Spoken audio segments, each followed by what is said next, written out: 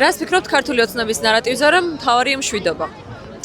ხო, შეიძლება უცნაურად ჟღერდეს, მაგრამ მეც მგონია რომ მშვიდობა მთავარია და მნიშვნელოვანია, მაგრამ გააჩნია როგორ მშვიდობაზე ვლაპარაკობ და რას ვეძახით.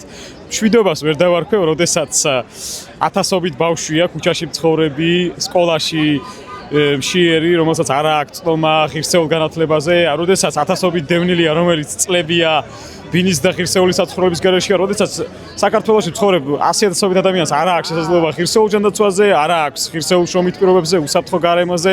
ანუ ეს ყველაფერია მშვიდობა. თავისთავად მშვიდობა არის, როდესაც გვაქვს თავისუფალი დამოუკიდებელი სასამართლო, როდესაც ადამიანებს აქვს სიტყვის და გამახატვის თავისუფლება, როდესაც ადამიანებს არ ზღუდავენ, არ ებრძვიან, არ ათავისუფლებენ სამსახურიდან თავისი სამოქალაქო პოზიციის გამო, როდესაც საზოგადოების აბსოლუტური უმრავლესობის ინტერესებია გათვალისწინებული, მათ შორის საგარეო პოლიტიკურ ვექტორთან დაკავშირებით. თორე არ ამგონია, რომ ადეკვატურ ადამიანს ვინმე სურდეს, რომ საკუთარი ქვეყანა იყოს ომში და არც რუსთაველზე შეკრებილ ადამიანებს ამაში სულად ვარ დარწმუნებული, არავის არ აქვს, როგორც ცდილობს პროპაგანდა წარმოაჩინოს, თითქოს ეს არის ომის მოსონდე საზოგადოება, ცხადი ეს არის სრული სისულელე.